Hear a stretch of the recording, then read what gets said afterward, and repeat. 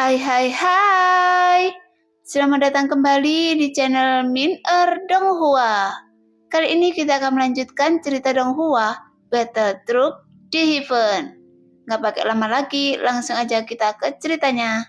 Check it out. Dengan cara Xiaoyan menggunakan avatar Xiandoshi, mungkin Xiaoyan bisa menggunakannya untuk memasuki dunia kuno Dewa Iblis Abadi. Sehingga Xiaoyan bisa mencari tahu apa yang terjadi pada dunia kuno Dewa Iblis Abadi ini. Karena mereka mampu menjebak banyak orang kuat dalam ilusi. Seharusnya makhluk dunia kuno Dewa Iblis Abadi ini juga memiliki latar belakang yang tidak sederhana. Karena untuk dapat mengendalikan begitu banyak orang yang berkuasa dari dunia lain ke dalam alam Dewa Iblis Abadi, mungkin orang ini kekuatan tertinggi di dunia kuno Dewa Iblis Abadi. Jadi saat Xiaoyan memikirkan masalah ini, dia harus segera membuat keputusan dalam hatinya. Namun sebelum itu, Xiaoyan berencana kembali ke Bintang Ungu untuk mengurus beberapa keluhan yang terjadi sebelumnya. Meskipun Xiaoyan juga ragu-ragu ketika dia mendengar petunjuk tentang reruntuhan kuno Dewa Iblis Abadi sebelumnya. Meskipun Xiaoyan sangat berhati-hati selama periode ini, tanpa diduga Xiaoyan akhirnya jatuh ke dalam perangkap yang dirancang oleh makhluk dunia kuno Dewa Iblis Abadi. Namun karena reruntuhan kuno Dewa Iblis Abadi ini dapat menarik perhatian Xiaoyan, maka itu juga dapat menjelaskan situasi yang terjadi di dunia ini, bahwa memang banyak penguasa dunia lain yang sangat kuat yang telah memasuki dunia kuno Dewa Iblis Abadi ini. Namun seperti yang dia duga sebelumnya, setiap penguasa dunia lain yang datang ke dunia ini semuanya mencari reruntuhan kuno Dewa Iblis Abadi. Namun setelah Xiaoyan terjebak dalam formasi ilusi sebelumnya, Xiaoyan meragukan keberadaan reruntuhan kuno Dewa Iblis Abadi itu sendiri. Apakah reruntuhan tersebut benar-benar ada? Apakah reruntuhan kuno yang disebutkan oleh ketiga leluhur sebelumnya ada? Jika tidak, maka semua ini hanyalah sebuah pengaturan yang dibuat oleh dunia kuno Dewa Iblis Abadi untuk memancing para penguasa dunia lain sebagai umpan, sehingga mereka dapat menjebak orang-orang kuat ini ke dalam ilusi ini yang bertujuan untuk memberi lebih banyak waktu dunia kuno Dewa Iblis Abadi untuk memperbaiki penghalang pohon dunia. Memikirkan masalah ini, Xiaoyan merasa bahwa situasi yang terjadi di dunia kuno Dewa Iblis Abadi jauh melebihi imajinasinya sendiri. Tapi untuk mencari tahu kebenaran dari semua ini hanya satu, yaitu Xiaoyan harus pergi sendiri ke alam Dewa Iblis Abadi. Namun untuk pergi ke tempat seperti itu, Xiaoyan juga harus melakukan banyak persiapan terlebih dahulu. Jika tidak, mungkin situasinya juga akan sangat berbahaya. Jadi Xiaoyan juga harus mencari jalan keluar lainnya. Karena bukan hanya avatar Xiandoshi cukup penting untuk melakukan penyelidikan ini, tetapi avatar Dewa Iblis Abadi juga memiliki peran yang lebih penting. Oleh karena itu, Xiaoyan juga harus bisa memulihkan avatar Dewa Iblis Abadi sebanyak mungkin.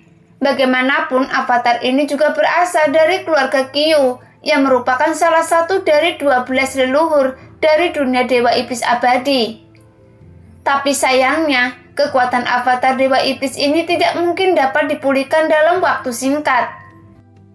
Lagi pula, saat Xiaoyan mengambil tubuh Qiu Taoyuan sebelumnya, dia ditekan oleh guntur kehancuran surgawi, sehingga dia sudah menderita kerugian besar saat itu. Bagaimanapun, selama Qiu Taoyuan ikut dalam menginvasi dunia sensi, dia telah dikalahkan oleh makhluk sensi dan menyegelnya di dunia sensi sebelumnya. Jadi tidak ada cara untuk memulihkan kekuatannya.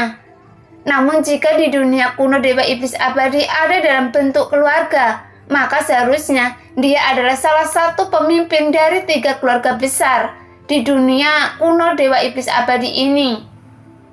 Jika Xiaoyan pergi ke sana, mungkin dia dapat memulihkan kekuatannya, sehingga avatar Dewa Iblis Abadi ini bisa berguna untuk menjelajahi dunia kuno Dewa Iblis Abadi dengan tenang.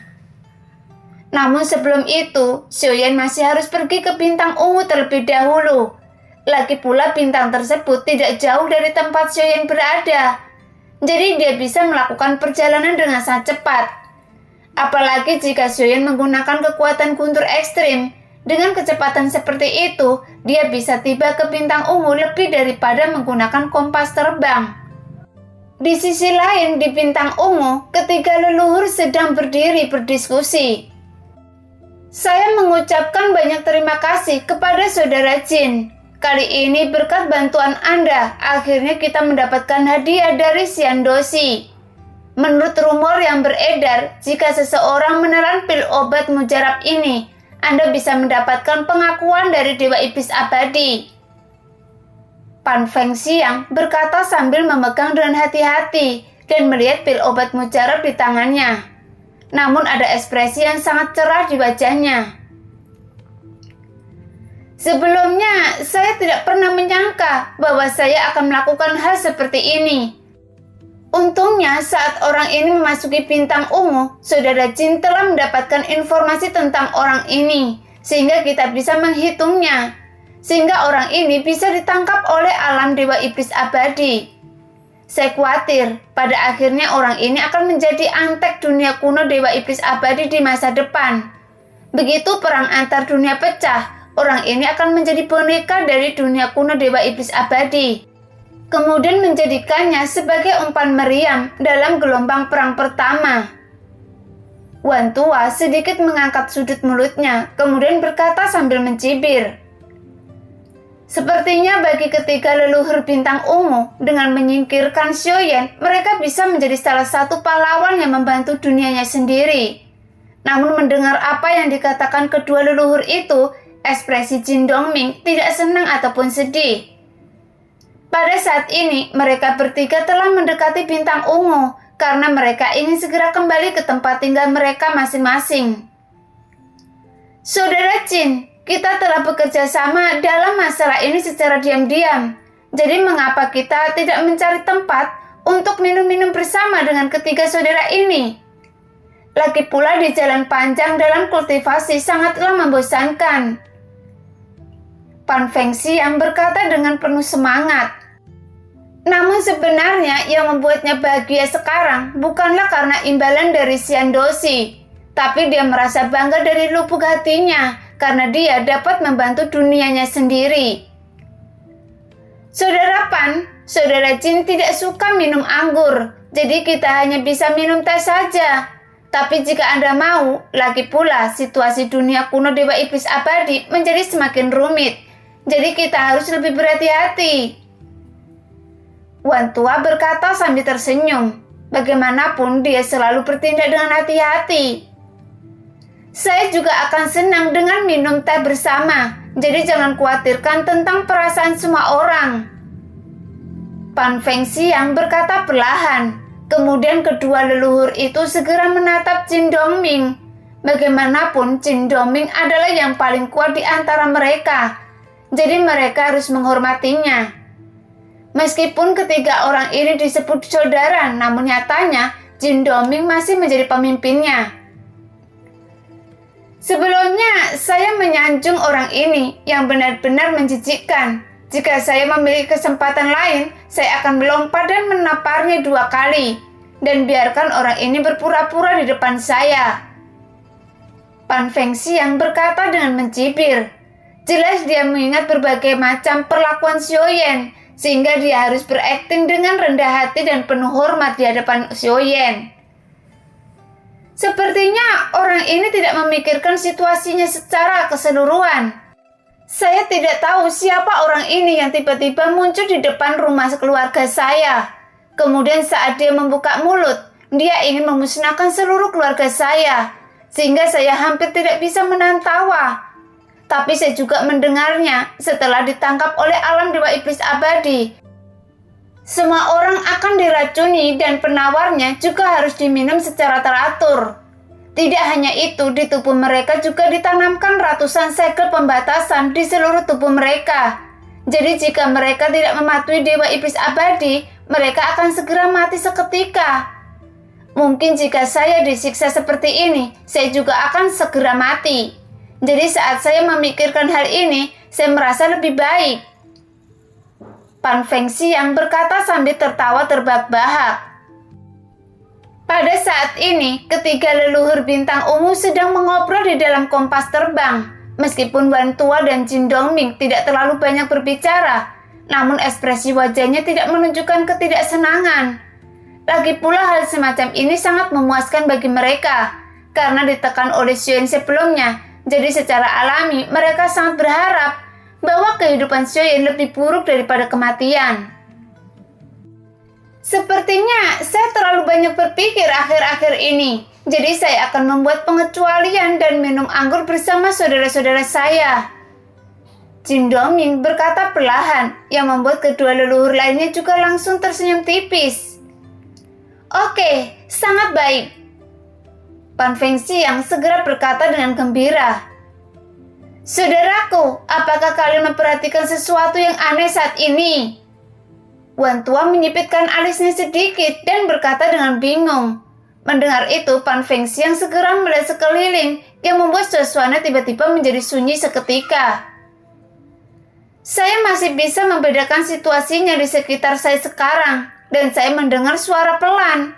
Sepertinya dalam jarak tertentu terdengar seperti suara guntur yang menggelegar.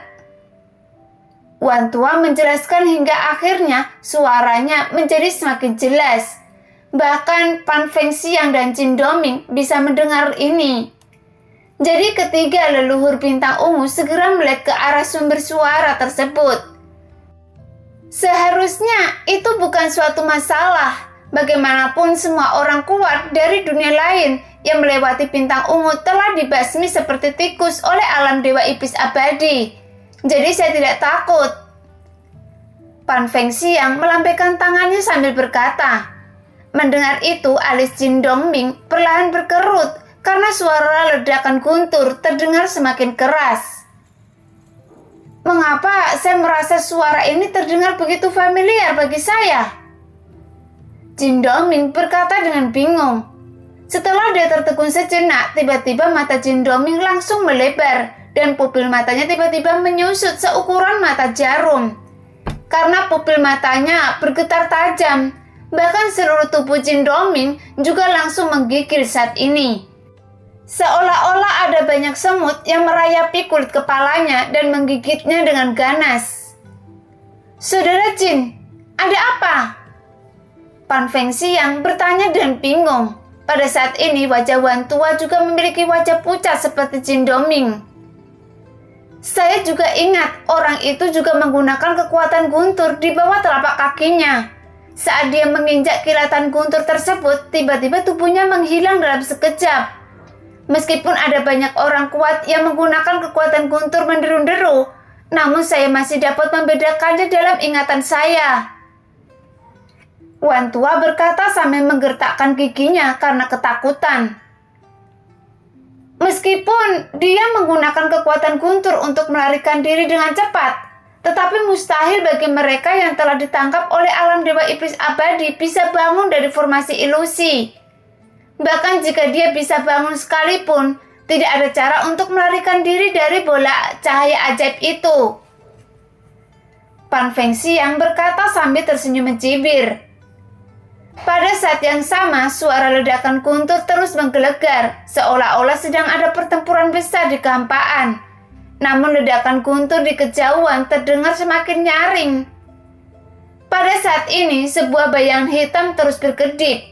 Pada saat bayangan hitam ini menginjak guntur, bayangan hitam ini semakin dekat, sehingga ketiga leluhur bintang ungu dapat melihat samar dari kejauhan bahwa ada kilatan guntur yang bersinar menyebar di kehampaan, dan ada bayangan sebuah sosok hitam yang muncul dari kilatan cahaya guntur yang seperti benang sutra, dengan cepat mendekat ke arah bintang ungu. Melihat pemandangan itu, senyuman di wajah Pan Fengxiang berangsur-angsur membeku. Sialan, orang ini benar-benar ada di sini. Nah, demikianlah cerita hari ini. Terima kasih yang sudah menonton video Min Earth sampai selesai. Sampai jumpa di video selanjutnya. Bye-bye.